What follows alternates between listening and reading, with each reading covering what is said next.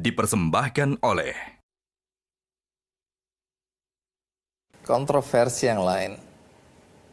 Ini berkaitan dengan rasa keadilan 3 matra. Pertama, Panglima sudah dari Angkatan Darat, Pak Muldoko, Pak Gatot, Bramantyo dari Angkatan Darat, Pak Hadi Cahyanto, Udara.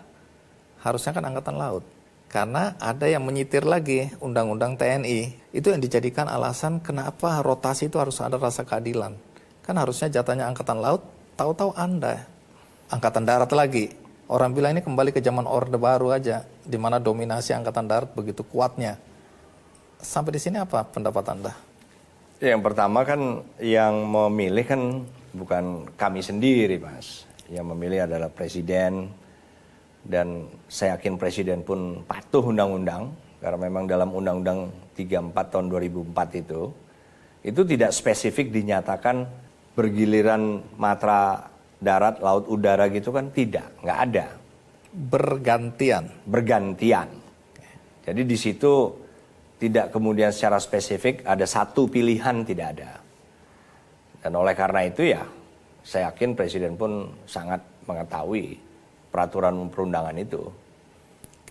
Oke, dengan demikian Anda hendak mengatakan bahwa itu di luar kewenangan Anda lah ya? Oh iya. Oke, itu hak prerogatif dari Presiden. Iya. Soal rasa keadilan, Anda nggak bisa jawab ini. Ya, bukan kapasitas saya lah untuk menjawab. Oke. Hal lain yang dipersoalkan, ya, ini klarifikasi. Hal lain yang dipersoalkan dari Anda adalah ketika Anda ditunjuk, dipilih sebagai elit ya di TNI, Panglima TNI, Anda dianggap miskin pengalaman tempur. Nggak pernah jadi komandan Kodim. Ini syarat yang dinilai lemah untuk menunjuk Anda sebagai Panglima. Satu, kalau soal syarat-syarat itu kan tidak ada. Misalnya dinyatakan secara spesifik, ya, calon Panglima TNI itu harus syaratnya pernah menjabat apa, kan nggak ada, Mas. Itu satu. Sehingga Presiden kan juga memiliki kewenangan untuk memilih sesuai dengan pertimbangan beliau. Nah, kalau soal apakah lengkap atau tidak, itu kan masing-masing orang juga berbeda.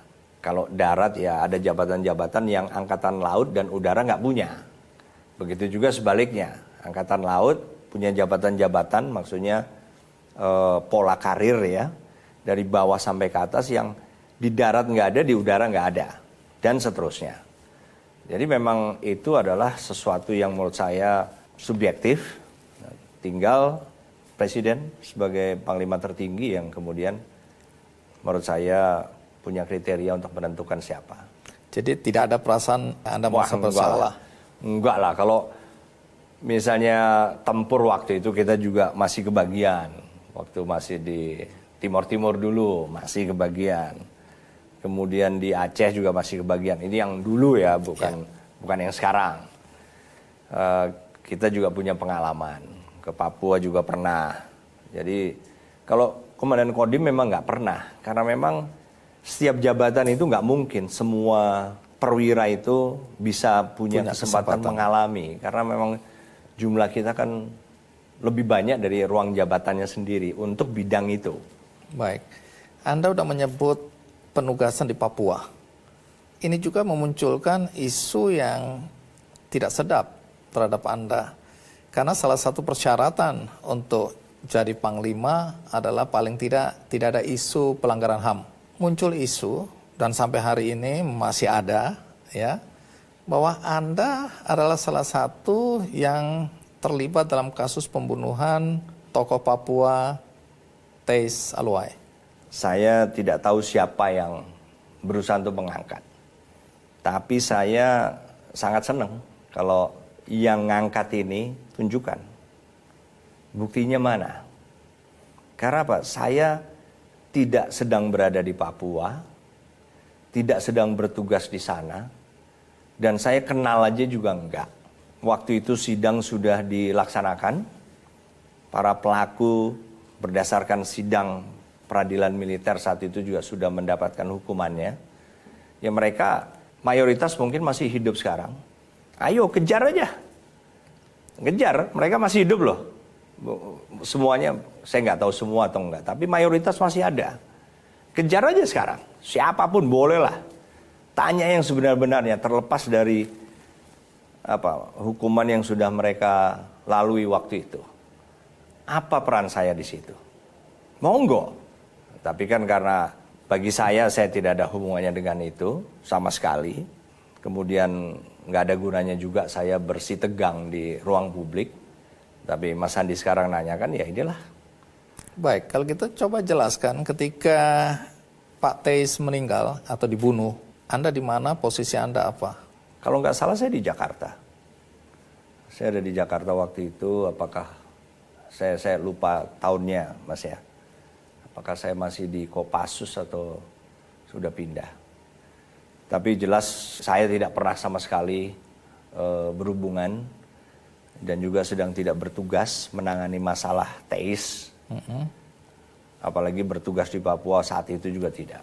Nah, yang juga menarik ya, kebijakan Anda yang menjadi bahan pembicaraan ketika Anda mengunggah rapat-rapat internal di tempat Anda sehingga publik melihat, ya, mengetahui, dan menurut sebagian orang banyak hal yang relatif sensitif di situ yang terbuka untuk masyarakat. Ini hal yang tidak biasa, tidak lumrah. Jadi tujuan Anda apa ini? Ya sebetulnya satu, saya ingin keterbukaan. Jadi bukan berarti kita ini kemudian semuanya serba rahasia, tidak juga. Banyak kok hal-hal yang sifatnya tidak rahasia. Dan juga kita juga perlu memberitahu, punya tanggung jawab lah bagi saya. Kepada publik apa yang kita lakukan ini apa aja. Jadi apakah ada perubahan-perubahan kebijakan atau apapun sehingga publik juga tahu. Jadi semata-mata hanya karena itu. Kami ingin publik tahu dan saya ingin juga bahwa dalam pembicaraan terus setiap kegiatan kita ini juga dasarnya apa, kegiatannya apa, itu biar mereka tahu persis. Karena apa, nanti sering-sering ada saja misalnya ini proses hukum, ada aja yang mungkin melihat ini kok nggak berjalan proses hukum, padahal kita terus gitu loh. Pimpinan melindungi anak buah. Nah seperti itu kan juga banyak selama ini nih. Selama saya mimpin pun kan juga banyak yang mempertanyakan. Yang menarik di situ kan, di banyak video yang diunggah tadi, Anda itu terlihat ya, kalau terlihat itu kan belum tentu benar, marah di situ dan mengambil keputusan yang sangat tegas di situ. Tapi bagi sebagian orang, mungkin ketegasan itu kalau dipublikasikan, itu juga bisa membuat orang yang Anda marahi, ya saya menyebut marahi aja, padahal orang itu jenderal juga, berbintang juga, di depan umum Anda marahi, atau ada anak buah yang melakukan tindak kejahatan, kriminal, Anda bilang jangan dilindungi, masukkan penjara aja dan seterusnya. Kalau saya marah itu saya yakin waktu itu ada proses yang jalan di tempat atau proses yang tidak berjalan. Karena kalau berjalan semuanya nggak mungkin lah saya marah. Intinya kan kita harus accountable. Kita harus bertindak sesuai dengan peraturan perundangan. Kalau memang ada yang melakukan tindak pidana, ya harus bertanggung jawab. Nah, tapi juga kita berhadapan dengan tadi kebiasaan. Kebiasaan melakukan tindak pidana tetapi tidak ada konsekuensi apapun juga bukan masanya lagi lah bagi saya. Ya, kita melakukan sebuah tindak pidana, ya kita harus bertanggung jawab dong. Nah bahwasannya kemudian proses hukum tidak berjalan, itu ada apa?